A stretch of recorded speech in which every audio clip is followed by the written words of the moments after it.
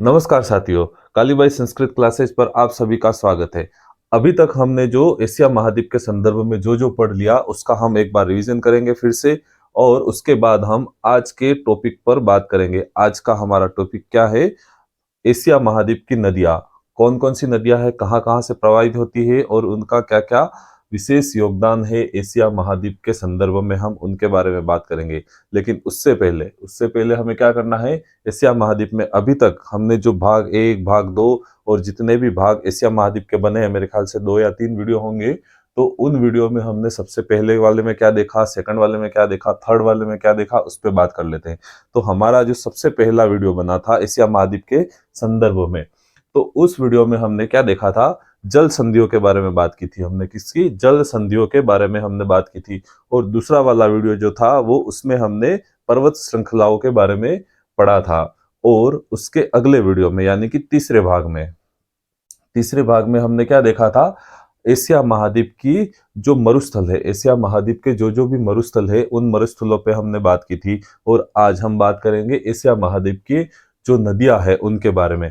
तो आप सभी से निवेदन है, यदि आपने पर्वत श्रृंखलाएं, ठीक है, क्या पर्वत श्रृंखलाएं और जल संधियां और मरुस्थल मरुस्थल के बारे में यदि आपने नहीं पढ़ा है और नहीं देखा है, तो आप आप सभी से निवेदन है कि आप कालीबाई संस्कृत क्लासेस के यूट्यूब चैनल पर जाएं और वहां पर क्या करना है? आपको प्ले लिस्ट ढूंढनी है।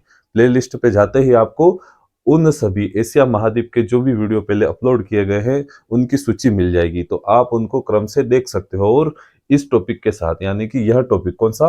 यह जो टॉपिक है हमारा नदियों से संबंधित, उससे आप जुड़ सकते हैं, क्रमबद्धता बन सकती है। तो अब हम देखते हैं किसको? एशिया महाद्वीप को। एशिया महाद्वीप में क्या? नदियां। तो एशिया महाद्वीप की नदियां, तो सबसे पहले हम शुरुआत करते हैं कहाँ से? हमारे भारत से। अगले जो 3-4 वीडियो बने हैं उसमें भी हमने शुरुआत कहाँ से की थी? हमारे भारतवर्ष से, महान भारत से। यहीं से हमने शुरुआत की है। चाहे हमने हिमालय के बारे में पढ़ा हो, या फिर हमें थार का मरुस्थल पढ़ा हो, या फिर जल संधियों के बारे में पढ़ा हो। तो अब हम यहाँ से करते हैं श्री गणेश। कहाँ से? गंगा नदी से। ठीक है, गंगा नदी से स्टार्ट करेंगे और गंगा नदी से चाइना की नदियाँ, अरब कंट्रीज की नदियाँ, ईरान की नदियाँ और म्यांमार की नदी, इन सभी नदियों का हम अध्ययन करेंगे। तो अब हम सबसे पहले करते हैं कहाँ? गंगा नदी। तो गंगा नदी कहाँ है? एशिया महाद्वीप में। एशिया महाद्वीप में भी कहाँ? तो भारत में अवस्थित है। ठीक है, गंगा नदी। गंगा नदी का उद्गम क्या है? वैसे तो कहा जाता है कौन सा?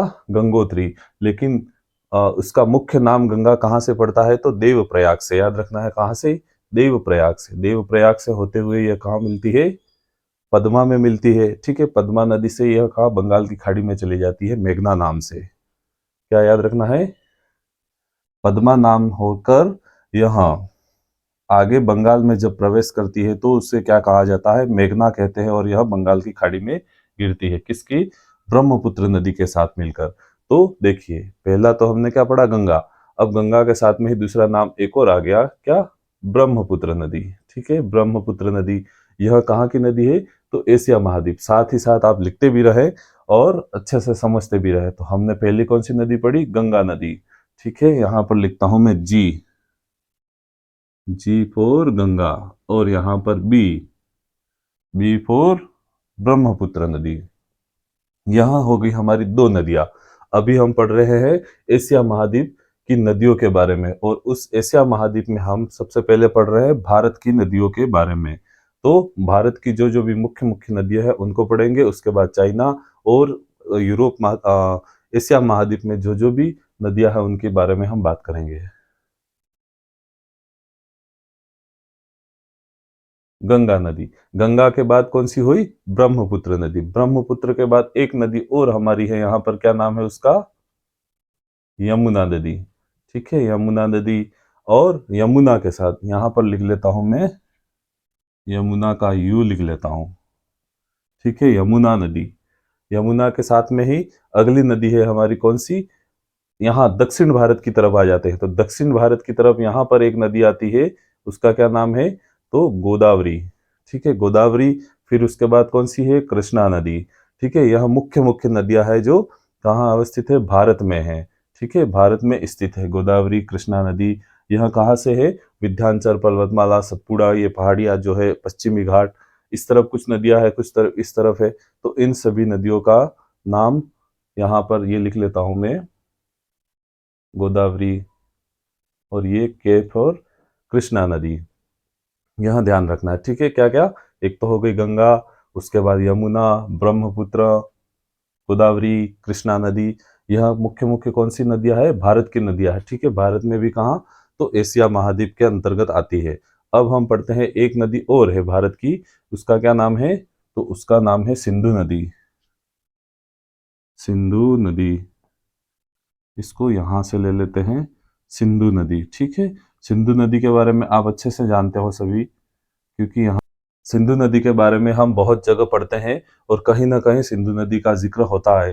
तो सिंधु नदी, सिंधु नदी भी कहाँ पर है? यहाँ पर मैं लिख लेता हूँ एस। तो सिंधु नदी, सिंधु नदी कहाँ पर है? भारत में है। ठीक है, और भारत में कुछ क्षेत्र इसका है, लगभग कितना? 1114 किलोमीटर। ठीक है, 1114 किलोमीटर भारत में इसका अपवाह तंत्र है, और इसका संपूर्ण अपवाह तंत्र इससे ज्यादा है। तो अब देखते हैं आगे कि सिंधु नदी जो है वहां कहाँ से उद्गम होता है इसका। तो यह जो होती है वो मानसरोवर झील, आपने सुना होगा, कौन सी? मानसरोवर झील। मानसरोवर झील, यहीं पर एक क्या है?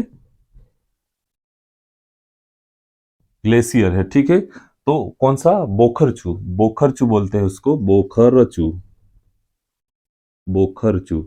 यहां से इसका उद्गम होता है, किसका? सिंधु नदी का, बोखरचू से। बोखरचू मानसरोवर, और यहाँ कहाँ से? यहाँ लेह से अपने घुसती हुई और पाकिस्तान के अमरकंटक, अमरकंटक से होकर यह कहाँ? अरब अरब सागर की में मिल जाती है। सिंधु नदी की 5 सहायक नदियां भी है। वैसे तो हम पढ़ रहे हैं एशिया महाद्वीप की नदियां, लेकिन यहाँ पर मैं उनका जिक्र कर देता हूँ। सिंधु नदी की जो 5 सहायक नदियां है, ठीक है, एक तो हो गई कौन सी? झेलम नदी, याद रखना है। झेलम नदी कहाँ से उद्गम होता है उसका? शेषनाग झील से। उसके बाद आ गई चिनाब। ठीक है, चिनाब के बाद कौन सी आ गई? रावी, रावी के बाद कौन सी होगी? व्यास, और व्यास के बाद कौन सी होगी? सतलज। सतलज नदी का उद्गम कहाँ से होता है? तो राक्षस ताल, आप सभी जानते हैं कहाँ से? राक्षस ताल। व्यास नदी का उद्गम कहाँ से होता है? तो व्यास कुंड से। ठीक है, उसी तरह रावी नदी का कहाँ से होता है?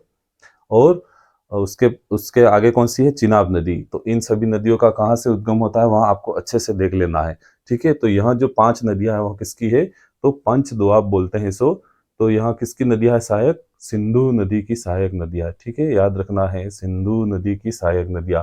और यहाँ सभी नदियां जाके कहाँ मिलती है? पाकिस्तान के पठानकोट। ठीक है, पठानकोट नामक जगह है पाकिस्तान की, वहां जाकर यह सभी नदियां मिल जाती है। और इन नदियों से संबंधित यहाँ पर कुछ योजनाएं भी चलाई जाती है, जैसे झेलम नदी पर है उरी योजना, इस तरह से कुछ योजनाएं भी चलती है। तो आप लोग अच्छे से सिंधु नदी को अच्छे से पढ़ लेवे, यहाँ की जो 5 सहायक नदियां है उनको अच्छे से देख लेवे। फिलहाल हमें पढ़ना है एशिया महाद्वीप की नदियों के बारे में। तो हमने मोटा मोटा कौन कौन सी देख ली? गंगा नदी, ब्रह्मपुत्र नदी। ब्रह्मपुत्र नदी का भी उद्गम कहाँ से होता है? मानसरोवर से ही, याद रखना है। ठीक है, मानसरोवर के पास से ही होता है। तो मानसरोवर, और फिर आगे हो जाएगा हमारा कौन सा? यमुना नदी और सिंधु नदी। यह तो हो गई भारत की नदी। अब हम देखते हैं कहाँ पर? अरब कंट्रीज के आसपास की। तो यहाँ पर जो नदियां बहती है उसका क्या, उनका क्या क्या नाम है? तो एक नदी का क्या नाम है? आमू दरिया या फिर सर दरिया नदी। ठीक है, क्या नाम है? आमू दरिया, आमू दरिया, आमू दरिया। क्या नाम है? आमू दरिया या फिर सर दरिया, दोनों, सर दरिया। ठीक है, आमू दरिया और आमू दरिया और सर दरिया नदी। यह नदी का, इन दो नदियों का उद्गम कहाँ से होता है? तो ये पामीर का पठार जो बनता है यहाँ पर, इन पामीर के पठार से इनका उद्गम होता है। और यह जाकर कहाँ मिलती है? तो यह जाकर मिलती है कहाँ पर? अरल सागर में। यह जो बिंदु आपको नजर आ रहा होगा, यह क्या है? अरल सागर। ठीक है, अरल सागर, अरल सागर में जाकर गिरती है। कौन कौन सी नदियां? आमू दरिया और सर दरिया नदी, दोनों कहाँ जाके गिरती है? अरल सागर में। और कहाँ से उद्गम होता है इनका? तो पामीर के पठार से। पामीर के पठार से, और क्या पढ़ा था हमने? तो यहाँ पर एक घाट भी है, वहां से क्या निकलती है? पर्वत श्रृंखलाएं। उन पर्वत श्रृंखलाओं के बारे में हमने पढ़ लिया है, और उस वीडियो को देखने के लिए आपको प्लेलिस्ट में जाना होगा और वहां से सर्च करें और उन पर्वत श्रृंखलाओं के नाम आप देख सकते हैं कि उनका क्या क्या नाम है। एक बता दूंगा मैं, हिंदू कुश पर्वत श्रृंखला, ठीक है। दो और हैं, और कुछ और यहाँ की पर्वत श्रृंखला है, आप जाके उस वीडियो को देख लीजिएगा। फिलहाल हम पढ़ेंगे नदियां। तो हम थे आमू दरिया और सर दरिया नदी पे। यह दो नदियां कहाँ जाके विलुप्त होती है? अरल सागर में जाकर मिल जाती है। उसके बाद हम देखते हैं अगली नदी के बारे में। आमू दरिया और सर दरिया के बाद अगली नदी है कौन सी? इरावती, ठीक है। इरावती, इरावती नदी कहाँ पर है? यहाँ पर, इरावती नदी, ठीक है। इरावती नदी, ठीक है। इंद्र का वाहन कौन सा? इरावत। इरावती नदी कहाँ पर है? यहाँ तो म्यांमार में है। कहाँ? म्यांमार, ठीक है, म्यांमार में है। क्या नाम है उसका? इरावती नदी। याद रखिएगा, इरावती नदी कहाँ पर है? म्यांमार में। इसी के साथ हम अगली नदी देखते हैं। तो एक नदी आती है यहीं पर, यहां से थोड़ा सा ऊपर चले जाएंगे, इसको मैं हटा लेता हूं, आमू दरिया सर दरिया को हटा लेता हूं, क्योंकि यहाँ पर और भी दूसरी नदियां हैं, उनके बारे में हमें पढ़ना है। तो अब देखते हैं अगली नदी। इरावती के बाद में अगली नदी है, एक नदी है यहाँ पर चाइना में, ठीक है। चाइना में एक नदी है, उसका क्या नाम है? हांगहो नदी। क्या नाम है? हांगहो, हांगहो नदी, हांगहो नदी। इस नदी की क्या विशेषता है? यह नदी, हांगहो नदी जो है, यह चीन में अपना मार्ग जो है वह जगह जगह बदलती है, बार बार जगह जगह इसका मार्ग बदल देती है। इस कारण हांगहो नदी को क्या कहा जाता है? चीन का शोक भी कहा जाता है, ठीक है। चीन का शोक, क्या किस नदी को कहते हैं? हांगहो नदी को कहते हैं चीन का शोक। अब आ गया शोक, शोक शब्द आ गया। अब हम पढ़ते हैं भारत की। भारत में भारत की कौन सी नदी को शोक कहा जाता है? बंगाल का शोक कौन सी नदी को कहा जाता है?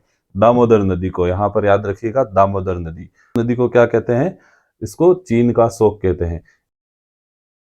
एक नदी और है, कोसी नदी, ठीक है। वहां कहाँ पर है? हमारे हमारे भारत में अवस्थित है। और वो किसकी सहायक नदी है? तो वह जो है, वह सहायक नदी किसकी है? किसकी है? गंगा नदी की। याद रखिएगा, किसकी? गंगा नदी की सहायक नदी है वह।